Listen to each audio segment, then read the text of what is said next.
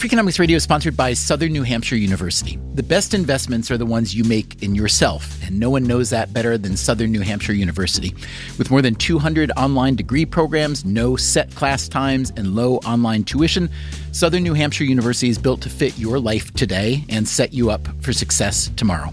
Education is an investment. Why not make it a smart one? Apply for free at snhu.edu/Freakonomics. Freakonomics Radio is sponsored by Hotels.com. Hotels.com gives you access to hundreds of thousands of hotels worldwide. And when you join for free, you can save up to 20% instantly with member prices. Plus, every stay earns rewards. So when you book one trip, you're already lowering the cost of the next one.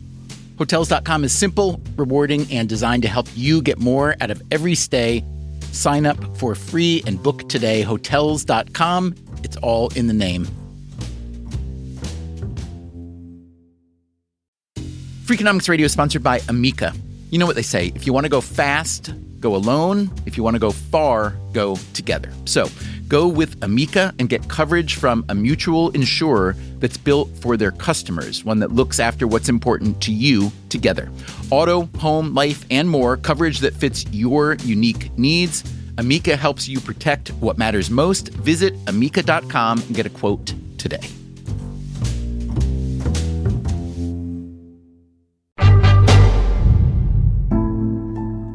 Here's a riddle for you. Name an item that is both a medical device and a fashion accessory.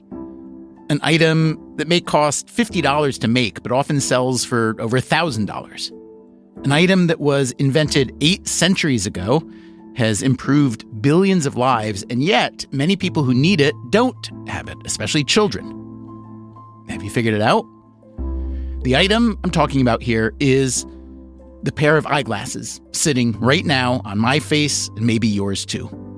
This episode, and the episode next week also, are about the economics of the eyeglass industry. Does that sound boring? It isn't boring. What we learned while making these episodes is that the eyewear industry is fascinating and strange. What you see is often not what you get. It is a unique and resilient industry, in the words of one research firm, with global annual revenues of around $150 billion, and it's growing fast. Not just because more people need glasses these days, but because we are paying more. In the U.S., the biggest market in the world, a pair of simple prescription glasses costs, on average, around $350. It is an industry with many players, but one is much bigger than the rest. They're called EssilorLuxottica. They are the result of a 2018 merger between the French lens manufacturer Essilor and the Italian frame maker Luxottica. You've probably never heard of EssilorLuxottica, but you certainly know the brands they partner with: Armani, Chanel, Coach, Michael Kors, on and on and on. But EssilorLuxottica goes way, way beyond luxury. They own LensCrafters and Pearle Vision, Vision Express and Oliver Peoples. They own Sunglass Hut, as well as Ray-Ban and Oakley. They even own iMed, the second biggest vision insurer in the U.S. So you get the picture.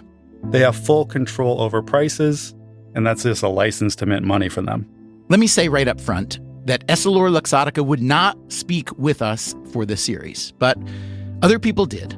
Industry analysts and rival manufacturers, optometrists and economists, historians, and a government regulator who had this to say.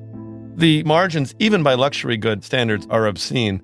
Why is a technology that's been around for centuries still so expensive?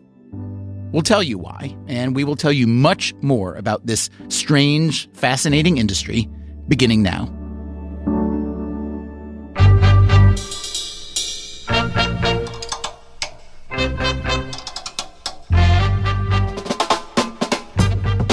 This is Freakonomics Radio, the podcast that explores the hidden side of everything, with your host, Stephen Dubner.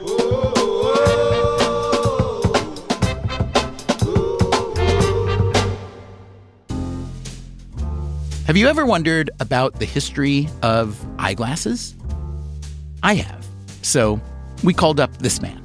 Yes, hello, I'm Neil Handley, and I am the curator of the British Optical Association Museum at the College of Optometrists.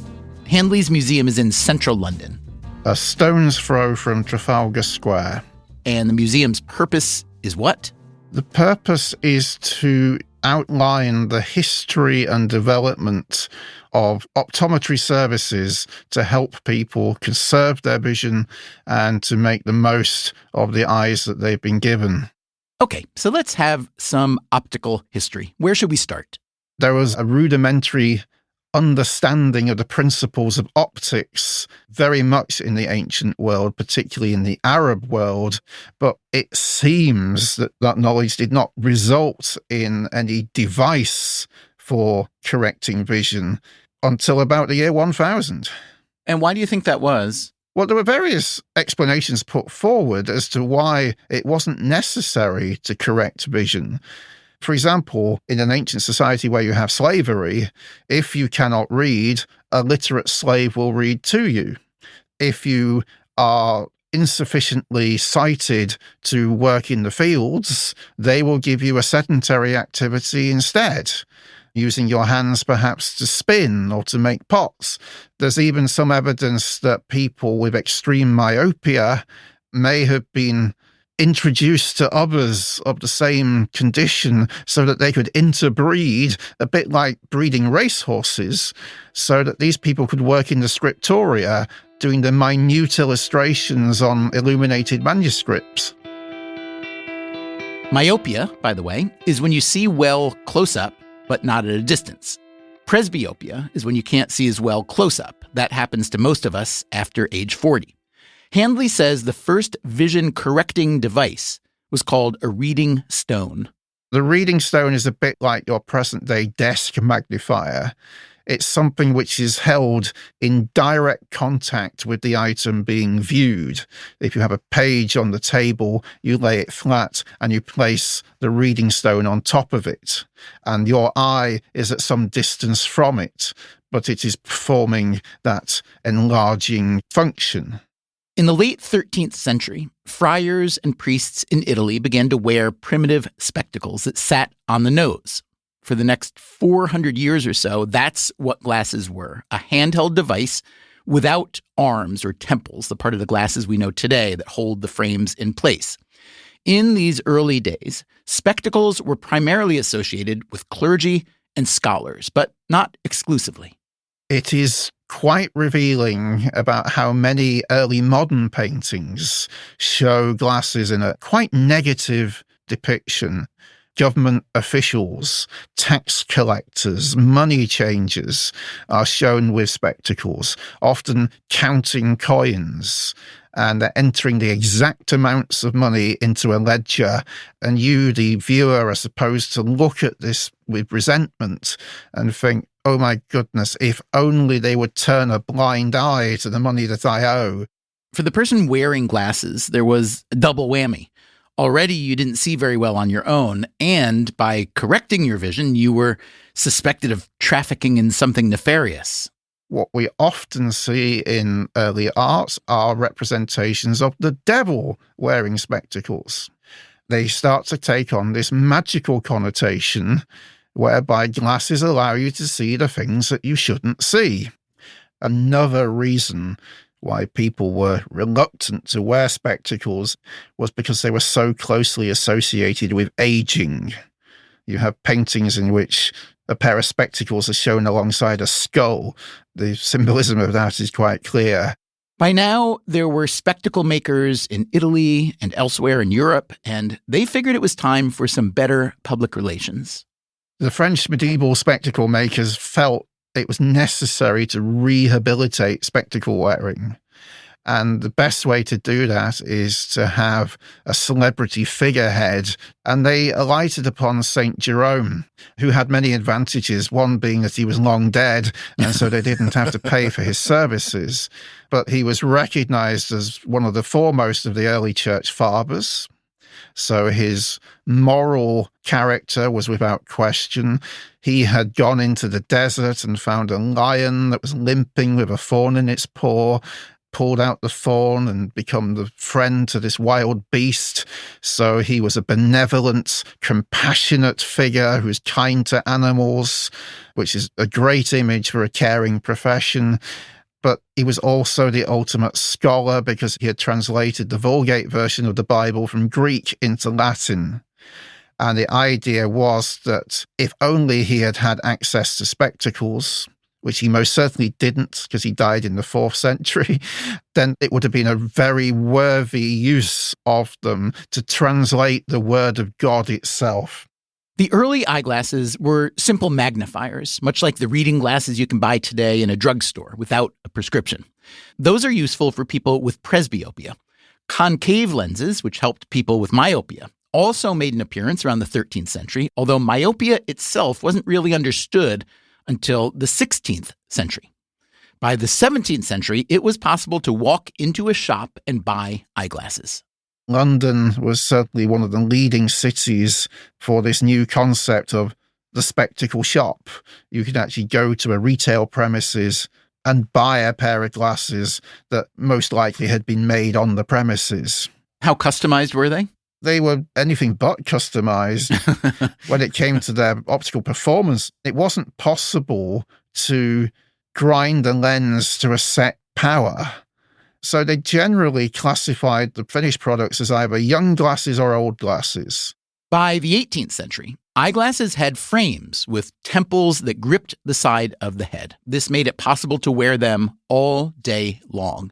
And now, glasses were no longer just a medical device, but also a statement. If you were wealthy, you could have your spectacles made out of silver as opposed to out of iron. And there is a flourishing export market. In America, it wasn't possible to obtain spectacles unless another ship arrived with a consignment of them. And some Americans, of whom the most famous is probably Benjamin Franklin, came over to London, lived here for 15 years, and had a profitable sideline in sending spectacles back to Philadelphia.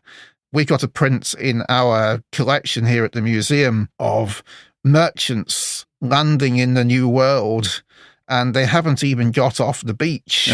They literally just waded out of the water and they've opened a packing crate full of spectacles. And that's what people are trading on the beach because these were so in demand and so hard to get hold of. Any idea of what the markup was like back then? I couldn't give you a percentage figure for the markup, but the retail price to the consumer was still generally cheaper than today. And that's because, of course, we don't have any brand names at this point, and they're still not seen as a luxury product per se. They're still something that's largely functional. It's worth identifying the historical reasons why the price of spectacles has relatively increased. You had the growth of a professional eye care service, and it is those professional fees for the sight test and for the individual dispensing of the spectacles that is added to the cost of the frame. And what about the use and therefore the cost of technology in eyewear? Is the average pair of eyeglasses today substantially more technologically advanced than it was 50 or 100 years ago? You can have, on the one hand, your simple ready readers that you can pick up from a dollar store through to the very high performance lenses with specialist coatings, and much more recently, the development of wearable technologies, augmented reality eyewear, spectacle-mounted cameras and audio devices, such that your spectacles are no longer just a vision aid, but in fact a multi-purpose device. So there's no such thing as a pair of glasses anymore. So yes, there are a number of reasons that a pair of glasses today might cost more than they did in Ben Franklin's day, adjusting for inflation, of course. On the other hand, if you think about eyewear as technology, most technologies get cheaper over time, especially with something that, for the most part, hasn't changed all that much. There's a set of frames and a pair of lenses. No moving parts, no need for electricity or Wi-Fi. All of this makes glasses relatively simple to manufacture. When something is simple to manufacture, the barrier to entry in the industry is low. So you would expect to see a lot of competition, which drives prices down. And there are a lot of players in the eyeglass industry, especially a lot of small players. But when it comes to big players, when it comes to the big engine that really drives the industry, there's only one. It's the number one lens and frames manufacturers, which is a vertically integrated player operating from manufacturing to optical retailing. That is Cedric Rossi. He's French. Also, an equity research analyst at the Parisian investment bank Bryan Garnier. I've been covering the optics industry for 15 years now, and I'm also covering the fashion groups like H&M, Inditex, Moncler, the sporting goods brands like Adidas, Nike, and so on. And what does Rossi mean when he talks about the optics industry as a vertically integrated player? When you are a vertically integrated player, you master every step within the value chain. When you master and you control 100% of the value chain, I think you have two very good examples, Hermès and Louis Vuitton. Louis Vuitton, 100% of their products are sold into a Louis Vuitton store. You cannot buy Louis Vuitton products outside of Louis Vuitton stores. In eyewear, it's pretty much similar. When you are a 100% vertically integrated player, you control manufacturing, supply chain, distribution, customer experience. Then you will also control how you want the industry to evolve. And EssilorLuxottica does seem to have that kind of control. We'll get more into that as we go along. But first, if we want to understand how glasses became a fashion accessory and how even non-fashion glasses got so expensive, we need to do just a little bit more history. And for that, we go to a woman named Jessica Glasscock. I am an eyeglass wearer. I am a fashion historian, and I am a weird sunglasses enthusiast. She is also the author of a book called Making a Spectacle, A Fashionable History of Glasses. She lectures at Parsons School of Design in New York, and she used to work as a researcher at the Metropolitan Museum of Art's Costume Institute. Right now, I am wearing my go-to pair of glasses. I should really have more pairs of glasses as someone who's written a book on the topic, but I'm actually wearing a fairly exotic prescription that has a prism in it. And so my eyeglasses are very expensive even before we get to the frames. I know whereof Jessica Glasscock speaks. I, too, have a somewhat complicated eyeglass prescription, including a prism lens, which helps the left and right eyes align a single image. The frames that I'm wearing are a pair of Anna Sui glasses from, I think, about 2012. And they have rhinestones, and they are a pretty color. I like for my glasses to have a bit of pizzazz, especially if you're wearing them every day. Pizzazz and a prism and a nicely made frame, that is a recipe for a $1,000 pair of glasses. I would say, as someone who wears a complex prescription, that you can't put a price on having good vision. So it is a long-term investment. Compared to a high-fashion handbag, I think high-fashion eyewear is actually quite a bargain. Glasscock says that high-fashion eyewear got started in the 1950s when manufacturers began to collaborate with fashion designers. American Optical collaborated with Schiaparelli, did a lens with feather eyelashes. You have this moment in the 1970s where you start to see a ton of licensing of everything by fashion designers. Halston's doing towels, Pierre Cardin's doing cookware, and eyewear is one of those things. And the rate seemed to be a rate of 6 to 7% of return on the sales of those glasses. It's really at the end of the 80s when Armani goes to make a deal with Luxottica and they create a different structuring of how the fashion eyewear collaboration is going to work. So what was this new structure, and how did this new kind of deal work? It was very hard for me to locate numbers, money, like what the deal was. This is another feature of the eyewear industry. Luxottica, especially, has never gone out of its way to discuss its business, and many smaller players are privately held, so they don't have to disclose much. There's also the fact that eyewear is one of those old-fashioned manufacturing industries where the elbows are sharp and no firm wants to do their rivals any favors by talking about suppliers and deal structures. But I know with Armani specifically, rather than have just a simple licensing deal where one assumes the eyewear maker comes to the designer and says, we think these 3 frames look like you. When the designer's like, yes, and then they go and make them and they stamp the name on it. This was different. They created a company for Armani to sell their glasses and had this very intimate involvement of Armani at the time to really articulate, like, what is the eyewear vision of Armani? And that's where it takes off. They start making these kinds of deals with other designers. Some of the other eyewear companies that still had a lot of money and power in the system start to make similar deals. You just get a real shift in the structure. You heard Glasscock mention there when some of the other eyewear companies still had a lot of money and power. Luxottica, and now EssilorLuxottica, have consolidated much of the industry's money and power. It is by far the biggest eyewear firm in the world in terms of properties, revenues, and employees. They've got locations around the globe, and everywhere they go, they control as many links in the industry as they're able, from the optometrists who give eye exams to the labs that make lenses and the stores where glasses are sold, even the optical insurance, as I mentioned earlier. By the way, EssilorLuxottica still makes Armani-branded glasses, along with glasses designed with Ferrari, Prada, Tiffany, Tory Burch. They also make licensing deals with people like Roger Federer. You might think these high-profile luxury glasses would drive most of the profits at EssilorLuxottica, but that is not the case. Here again is the industry analyst Cedric Rossi. It's a bit counterintuitive, but Ray-Ban has by far the most profitable brand in the portfolio.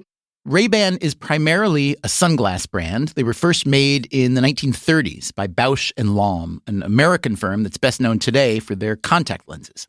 Ray-Bans were designed to help airline pilots fight the glare of the sun. They had a long heyday. Maybe you remember Tom Cruise wearing them in Risky Business. But by the 1990s, they were cheaply made, and you could buy a pair for $19 at a gas station. But then Luxottica bought Bausch & Lomb's sunglass business and repositioned Ray-Ban as a luxury brand. Today, it is considered the biggest eyewear brand in the world. And why are Ray-Bans so profitable? Because the industrial process is quite easy. It's just a matter of putting acetate and plastic into molds. And so you can produce hundreds and hundreds of pairs every hour. In other words, Ray-Bans are pretty basic. Other luxury brands are trickier to manufacture with different materials and more complex designs. But there's another reason why a brand that is owned by EssilorLuxottica, like Ray-Ban, is more profitable than a brand they license, like Ferrari. You need to share the profit because it's a license. So you need to pay royalties and a marketing contribution back to the licensor. How substantial are those royalties? It ranges from 5 to 15% of revenues generated by the license. And then you have a marketing contribution that is also paid by EssilorLuxottica to licensors. And it can be 7 to 12 or 13% of sales. I see. And how do those fees compare to other luxury licensing that isn't eyewear? The one that is pretty much similar to eyewear, I would say fragrances. You have a very good example which has a significant share in the US, which is a French company called Interparfums. You also have L'Oréal. And actually, royalty conditions are pretty much similar to eyewear. Rossi says there is another reason why these high-end licensing deals are less profitable for EssilorLuxottica. The human intervention on high-end frames sometimes is higher. There are a lot of steps within the industrial process. So that's why sometimes for a pair of Chanel or a pair of Tiffany's, the profit margin is lower than for Ray-Ban or Oakley. Oakley is another sunglass brand with its own interesting Luxottica history. Luxottica was founded in 1961 by Leonardo Del Vecchio in Agordo, Italy. He was one of 5 children who had grown up very poor. When their father died, Leonardo had to be sent to an orphanage. He became, at age 14, an apprentice to a metal engraver, and he later worked on eyeglass frames. He opened his own workshop in his 20s. Del Vecchio was, as evidenced by the Ray-Ban and Armani stories we've already heard, a sharp and aggressive operator with a huge appetite for growth. In 2001, he bought the big U.S. retailer Sunglass Hut. At the time, Oakley was the hottest name in sunglasses.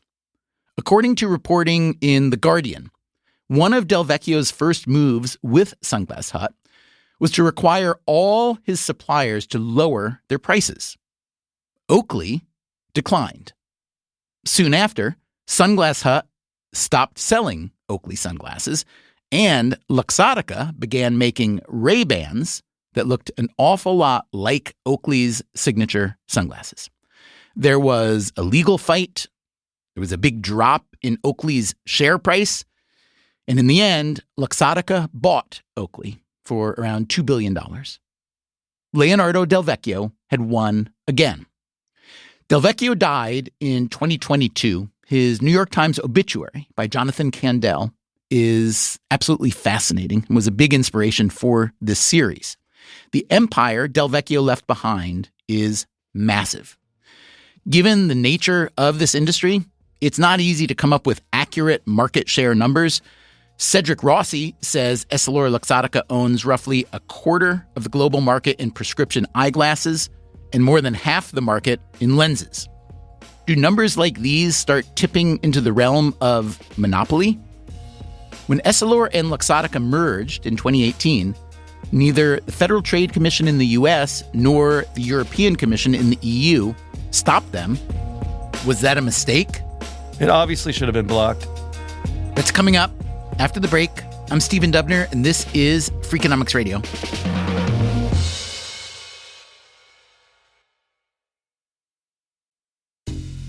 Freakonomics Radio is sponsored by Southern Company. The world and its energy needs are always changing. Southern Company's commitment to meeting this demand stays the same.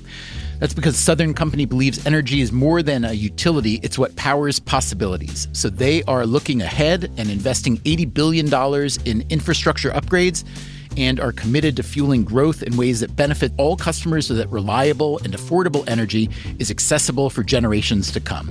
Go to southerncompany.com to learn more. Southern Company, building the future of energy.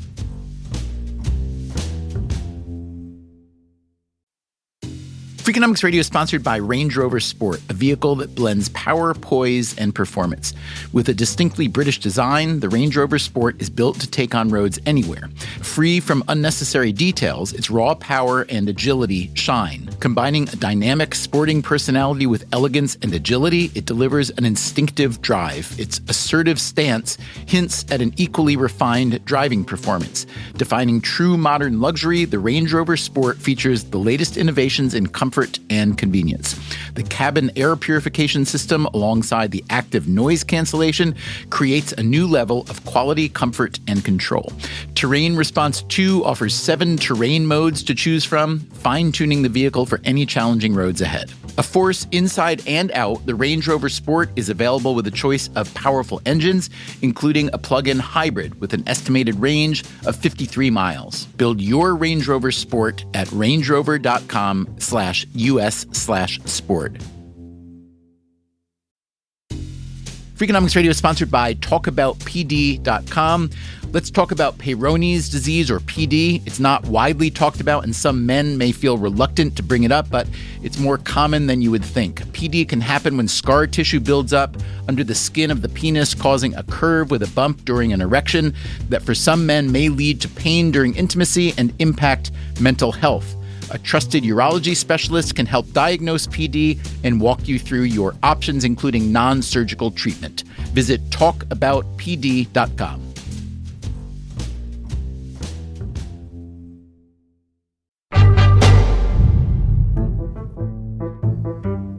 EssilorLuxottica is the biggest eyewear company in the world, and they practice extreme vertical integration. Does that make it a monopoly? What is a monopoly anyway? I think use a loose definition. You know what, when you see it, they have a lot of market power.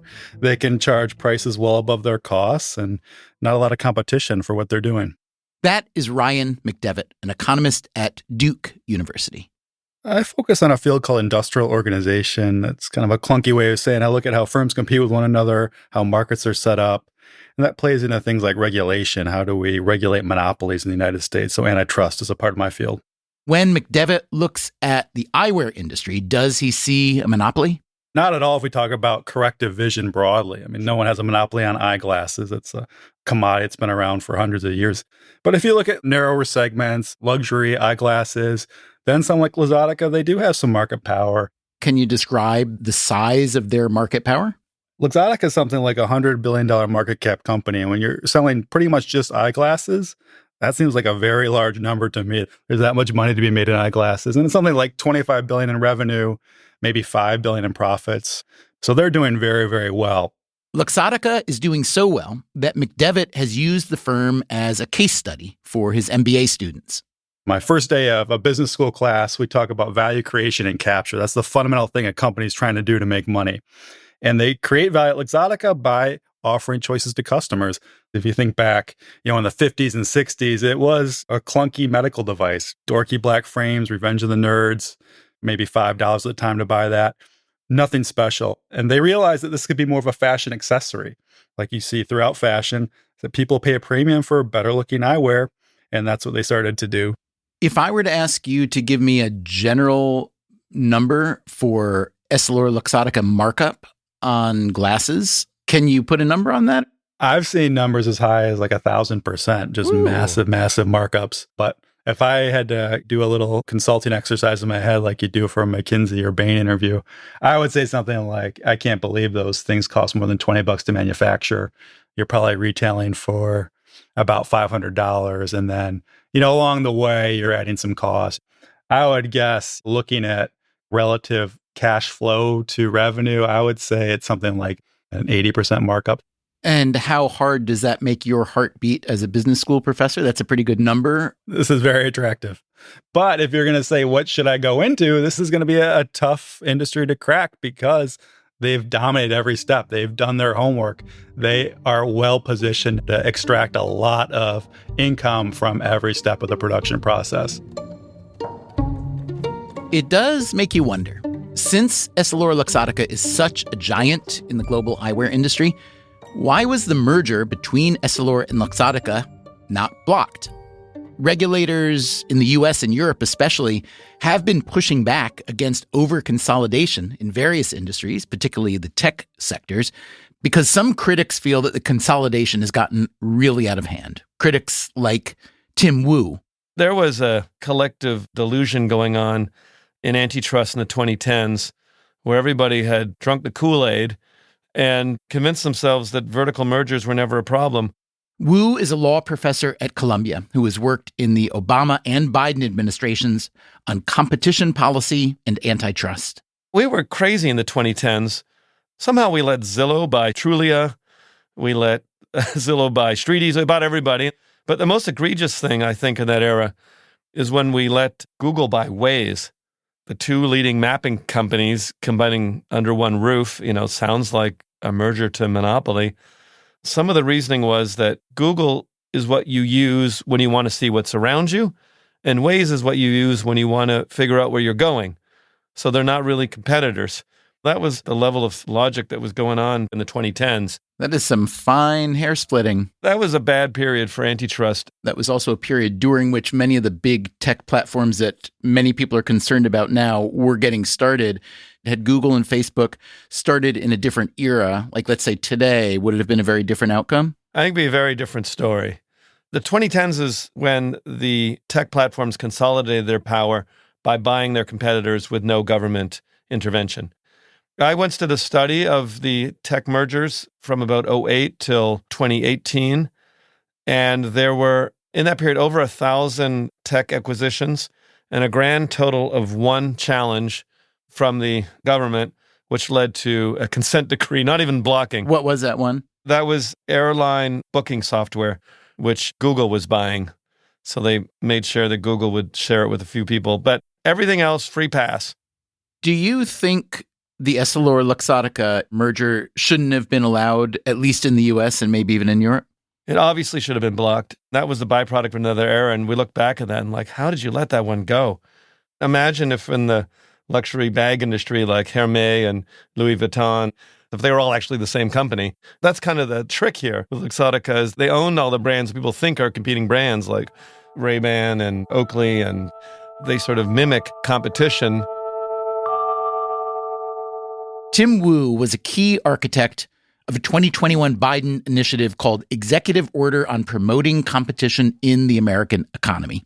It argues that many industries have become too concentrated, and it pushes the Department of Justice and the Federal Trade Commission to be more aggressive in enforcing antitrust laws. In over 75% of U.S. industries, the White House noted, a smaller number of large companies now control more of the business than they did 20 years ago. These kinds of numbers support the argument that the U.S. economy has become a winner-take-most economy, with leverage begetting more leverage. Tim Wu published a book about this in 2018 called The Curse of Bigness: Antitrust in the New Gilded Age. In the late 19th century, where it all starts, there was a period where everyone thought that corporations could do no wrong, and the trust movement built itself into something quite powerful. Would you define what you're talking about back then by a trust? Because it's probably not what most people think when they hear that word today. A trust is an old-fashioned word for a monopoly. No, a trust is something invented by Standard Oil.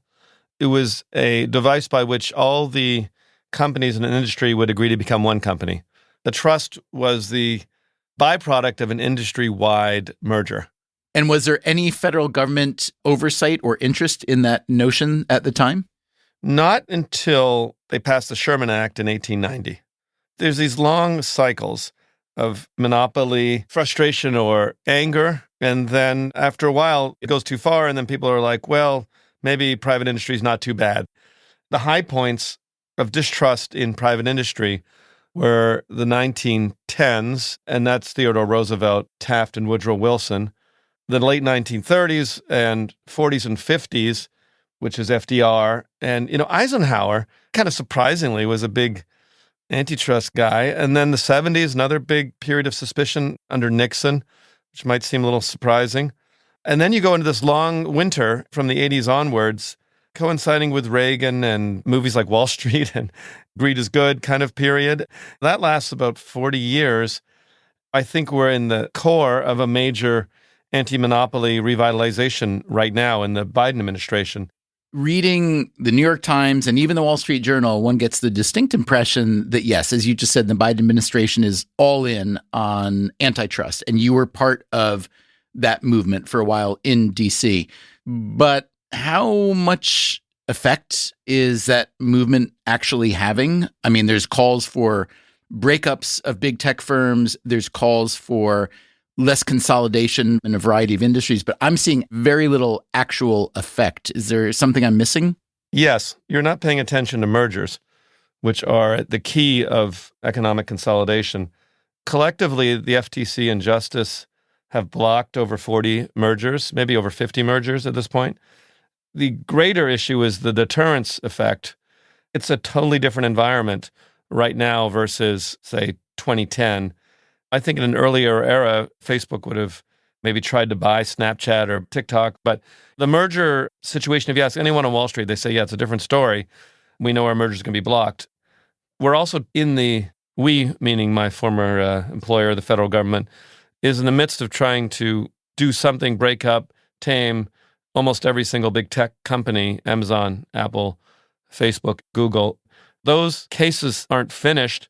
The remedies aren't done, but I think that's going to have a long-term effect the way AT&T and IBM have gone. I wouldn't say the economy has become FDR-ized, but to say nothing's happening, I think, is totally wrong. There is a brand new piece of evidence for Tim Wu's argument that the current administration is more aggressive than in the recent past. Earlier this month, the FTC voted to block a merger between the mattress maker Tempur Sealy and the retailer Mattress Firm. So, how does Wu think about competition, or the lack thereof, in the eyeglass industry? In the New York Times obituary of Luxottica founder Leonardo Del Vecchio, Wu is quoted as calling the firm's profit margins relatively obscene. I asked him if he stands by that characterization. Yeah, I think relatively obscene is a good one. The margins, even by luxury good standards, are obscene. I also would add that even relatively more normal, not the high-end luxury, but the medium luxury eyeglasses are also extraordinarily expensive. And, they have a well-armored citadel that keeps the prices up. It has to compare itself with other obscene margin takers like the pharmaceutical drug industry. At least they have the defense that they are improving their products. And eye care, you're saying, can't make that argument? I mean, do we really think glasses are any different now than 10 years ago? Maybe in the lenses, but the frames? I don't know. If they have, I'd like to hear it. I mean, I've asked this question, and I am told that the technology of lenses is pretty good and continues to get better. It actually reminds me a little bit of the aerospace industry and airplanes. The aerospace industry is constantly saying they've made all these enormous innovations, but if you compare an airplane in the 1960s and a computer in the 1960s, and you look at today, I mean, the computers have undergone several exponential changes. The airplane is pretty much the same. I don't want to say there's been no innovation, but there is a difference between these disruptively big leap industries and the ones that incrementally improve their products. I remember an internal executive saying that the cost of eyeglasses, the frames and the plastic and everything, it tops out at about $20 for the best versions of them. And then you're able to sell them for hundreds of dollars. They throw brands onto them and sometimes as much as, $800. When you look at all the gigantic industries in the world, and when you look at the financialization of just about everything, is the eyeglass industry even worth worrying about? I mean, it's relatively small, and a lot of eyeglasses, the vast majority in this country, are sold for relatively low prices at places like Walmart and Costco. So couldn't you argue that, the market is just fine, that even though Luxottica has a big tie-up with Essilor, that there's still enough competition and affordable pricing to not worry so much about? Or would you rather look at the industry as an example of, if you overlook this, then you overlook the next 10, and then they get bigger and bigger and they cause a real fundamental, structural, economic and governmental problem? Yeah, I think it's ridiculous to ignore an industry because it's not as big as like big tech. You need to have a policy that is serious about market power wherever those problems may occur. If it's like concrete mixers in New York City, it may be just millions instead of billions of dollars, but it affects housing prices. Everyone's feeling the pinch a little bit right now with prices, and eyeglasses are something a lot of people need. So not just symbolism, but I think government needs to be serious about every industry that has illegitimate, illegal market power and not say, well, these guys are only a couple $2 billion, so let that one ride. You say illegitimate, illegal, but it was legal. Maybe illegitimate in your eyes, but I mean, this was approved. It wasn't approved. They just didn't act on it. And I think maybe we should undo it. The fact they didn't bring suit doesn't mean it wasn't illegal. The Clayton Act says that mergers that substantially lessen competition are a violation of the law. And we've started looking back at some of the things we let go in the 2010s and say, the law was actually originally written to look backwards, not forwards. I don't know many people know this. The government is trying to undo the Instagram-Facebook merger. And I think it's about time to look back at some of the other mergers. Keep your eye on Ticketmaster Live Nation. They might try and undo that too. Indeed. Not long after we spoke with Tim Wu, the Justice Department and 30 state and district attorneys general sued Ticketmaster and its parent company, Live Nation, for, quote, monopolization and other unlawful conduct that thwarts competition in markets across the live entertainment industry. Should this lawsuit make EssilorLuxottica nervous? The fact is that the eyewear industry isn't as concentrated as the live event industry, and it's also the case that EssilorLuxottica has a new challenger. So far, they've only got 2% of U.S. market share, but they haven't been around long, and they are growing fast. When we had this idea to sell eyewear for a fraction of the cost, people loved that idea. Low cost, but high style. After the break, the eyeglass disruptor, Warby Parker. I'm Stephen Dubner. This is Freakonomics Radio. We'll be right back. Freakonomics Radio is sponsored by Figure. Did you know that 40% of homeowners own their home outright? If that's you, don't let your equity sit idle. Tap it with a home equity line of credit. Figure, the #1 non-bank HELOC lender in the U.S., helps tap equity you've built in your home so you can do things like tackle a renovation or pay down debt. HELOC is a line of credit secured by your home. You can draw what you need, repay, and draw again. Figure offers a 100% online application. Get approved in 5 minutes and funding in as few as 5 days. It's faster than a bank loan and cheaper than a personal loan. Check your rate today without impacting your credit at figure.com/Freakonomics. This post is sponsored by Figure, NMLS ID 1717824. Figure is an equal housing lender. For more information about their licensing, visit nmlsconsumeraccess.org. Figure's HELOC is subject to credit approval and terms apply. Freakonomics Radio is sponsored by Zip System. Zip System building enclosures are designed as one integrated roof and wall system that makes it faster and easier to create a tight, dry building enclosure. Instead of a mix and match approach, all components work together as one system, eliminating the need for house wrap and felt. Because they keep your build protected against weather starting from day one, that means fewer steps and less opportunities for delays. Explore their family of products and learn more at zipsystem.com. Freakonomics Radio is sponsored by LinkedIn ads. Ever invested in something that didn't live up to the hype? Marketers know that feeling. They optimize for the numbers that look great, like impressions, but then they don't see revenue. LinkedIn has a word for that: bull spend. Instead, you can get the highest ROAS of major ad networks with LinkedIn. Cut the bull spend, advertise on LinkedIn. Spend $250 and get a $250 credit.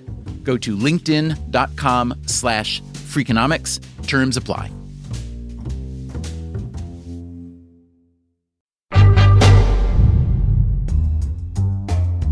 When we were speaking with Tim Wu about the ebbs and flows of antitrust fervor in the U.S., he mentioned one change that did intersect with the eyeglass industry.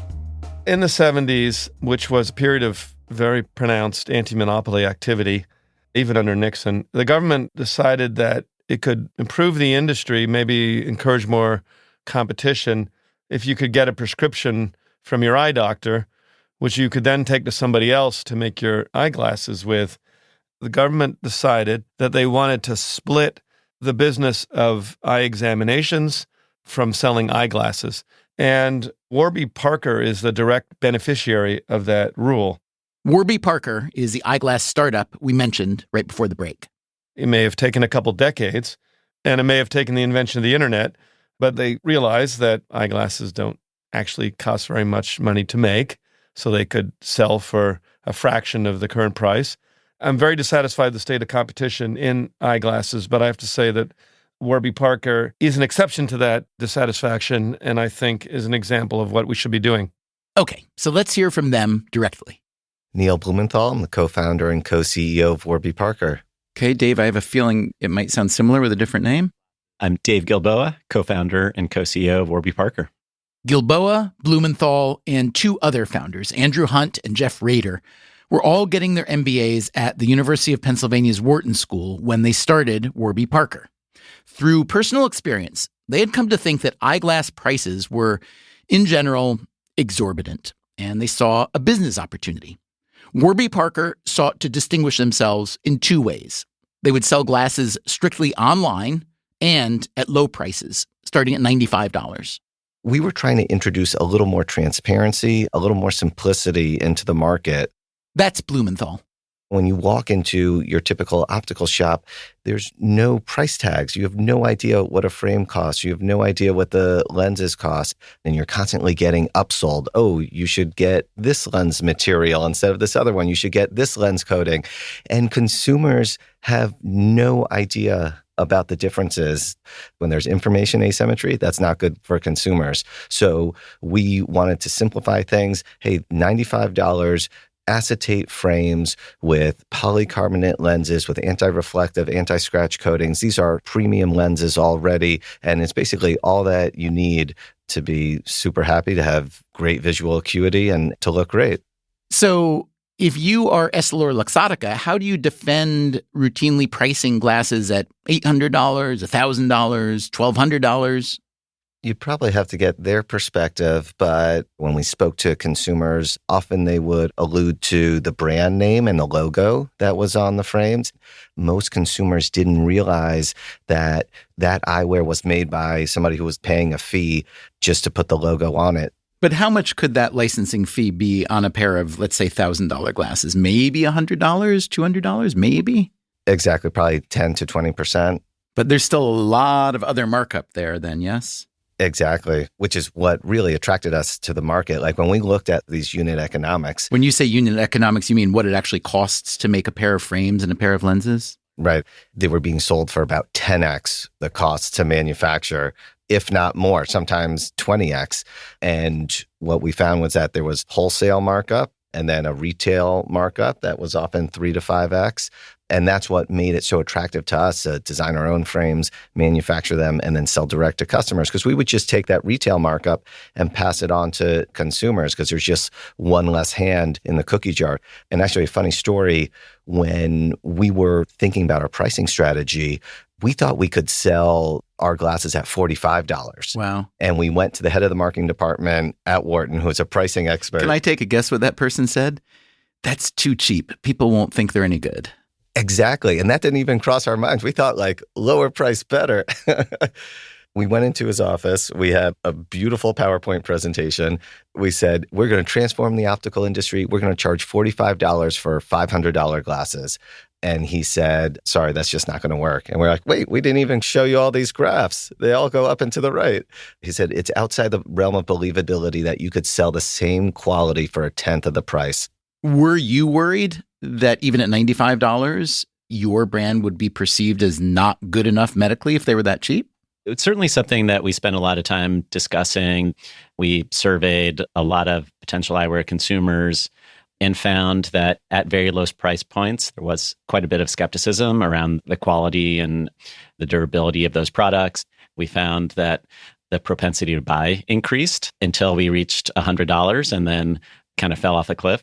When we landed on $95 instead of $45, there's still a bit of skepticism. But then when we started getting our initial prototypes in and asking our friends and potential customers to try on the glasses, they were blown away by the quality. And that's when kind of the light bulbs went off and said, we really need a mechanism just to get as many glasses on people's faces as possible. And that's when we came up with the home try-on. We came up with this idea where we would ship people 5 pairs of glasses. They would have 5 days to try it on at home. And then if there was a pair they wanted, we'd put in prescription lenses and send it to them.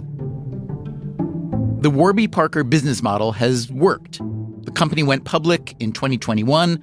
Their market cap today is roughly $2 billion. The starting price of their glasses is still $95, but they have gone well beyond their internet beginnings. By the end of 2024, they'll have nearly 300 brick-and-mortar stores in the U.S. and Canada. They also give away millions of eyeglasses for free to people who can't afford them, as do many eyewear companies, including EssilorLuxottica. We think that it's nuts that 800 years since glasses were invented, that not every human being on the planet has access, because we know what it means to educational outcomes. We know what it means to economic outcomes. And it's even more unforgivable that in as wealthy of a country as the United States, that there are Americans that don't have the glasses they need to thrive. The fact that you're able to give away so many suggests that even $95 affords you plenty of room, yes? We do have some healthy margins. Can you discuss your margins overall? That must be public, yeah? We just announced our Q1 earnings, and our gross margins were 56.8%. Wow. And that includes costs associated with our optometrists and store build-outs and depreciation. And so it's kind of a reflection that within this category, we can offer prices that are a fraction of what others are charging and still maintain healthy margins. As I mentioned earlier, Warby Parker only has around 2% of the U.S. eyewear market so far. But Cedric Rossi, the French industry analyst, likes what the company is doing. I would say Warby Parker came up with a business model that is a little bit like EssilorLuxottica proof. They don't want to compete directly with EssilorLuxottica, but they found a very interesting niche which is a transparent price offering, eyeglasses sold at a fair price, but also with a huge fashion aspect. The original appeal, though, of Warby Parker was also that it was online. So they now have a lot of brick and mortar stores, which are, as we know, much more expensive. What do you think of that strategy for a company that's only got 2% of U.S. market share trying to compete with a giant like EssilorLuxottica? But don't forget that you have still 47% of the eyewear market that is generated by customers age 55 plus. Oh, wow. This customer base is not very familiar with buying eyeglasses online, first of all. Warby Parker also found out that even the younger generations, if you want to buy simple prescription glasses when you are just affected by myopia, then it's very easy to download your prescription and to buy eyeglasses online. But as soon as it's starting to be more complex, it's almost impossible to have a 100% online shopping journey. As soon as they wanted to sell more complex prescription lenses, they came up with the decision to open stores. What market share would you expect Warby Parker to have in the US in, let's say, 5 years? They can at least double that share. Last year, they started to invest into the progressive lens category, which is quite new for them. Okay. Progressive lenses combine distance and close-up. That is, by nature, an older consumer, yes? Exactly, because typically you start wearing progressive lenses where you are affected by presbyopia, starting at 40 years old plus. So that's also the beauty of this business. You cannot escape from presbyopia eventually. Warby Parker has been branching out in other ways too, including some in-house manufacturing to eliminate yet another middleman. They say they want to become a holistic vision care company, which sounds a bit like the super vertically integrated EssilorLuxottica. And what do the Warby Parker founders think of EssilorLuxottica? They've built a beautiful business. The lens technology, the lens production, the optical labs, the frame production, the brand licensing, the retailing and distribution, the vision insurance to drive people in, software that they sell to third-party optical labs, the software that they sell to other retailers and independent optometric practices, the equipment that they also sell. It's super impressive what they've built over decades. I have to say, Neil, I heard in your voice as you were describing this intense vertical integration of EssilorLuxottica a certain level of admiration. Do you have similar aspirations? Would you like to be the EssilorLuxottica of the year 2035 or 2045? I think there's... Although now that I asked the question, I realize it may be dangerous to ask someone to admit that they want to become a near monopolist. But anyway.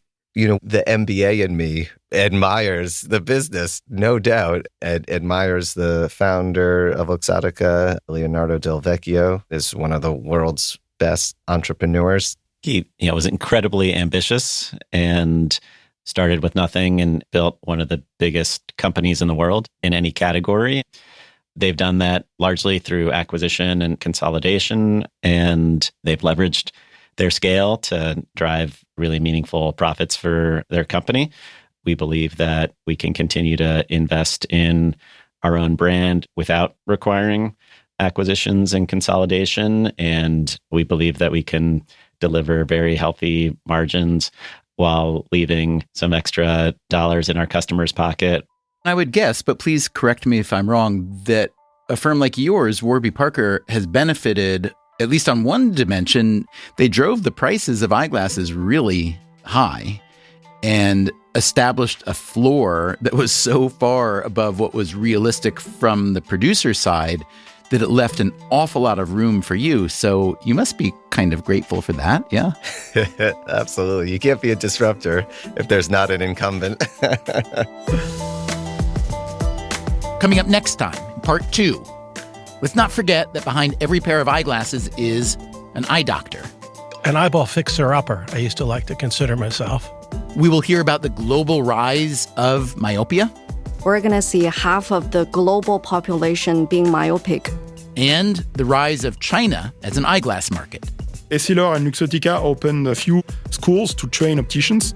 Also, the politics of runaway consolidation. It's a huge cost to the American situation to have corporate control of government. That's next time on the show. Until then, take care of yourself. And if you can, someone else too. Freakonomics Radio is produced by Stitcher and Renbud Radio. You can find our entire archive on any podcast app, also at Freakonomics.com, where we publish transcripts and show notes. This episode was produced by Morgan Levy. Our staff also includes Alina Kuhlman, Augusta Chapman, Dalvin Abuaji, Eleanor Osborne, Elsa Hernandez, Gabriel Roth, Greg Rippin, Jasmine Klinger, Jeremy Johnston, Julie Canfer, Lyric Bowditch, Neil Carruth, Rebecca Lee Douglas, Sarah Lilly, Teo Jacobs, and Zach Lipinski. Our theme song is Mr. Fortune by the Hitchhikers. Our composer is Luis Guerra. As always, thank you for listening.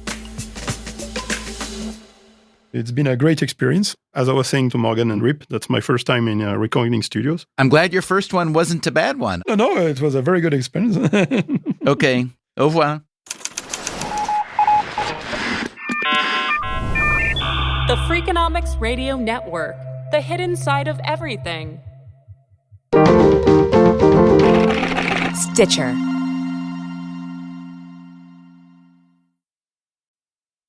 Freakonomics Radio is sponsored by Ozempic. Innovation happens through rethinking what's possible, and when it comes to GLP-1s, Ozempic pill does just that. Learn more about Ozempic semaglutide tablets, 4 and 9 milligrams, by calling 1-833-OZEMPIC or visit Ozempic.com to view the medication guide and ask your doctor what's possible with FDA-approved Ozempic pill.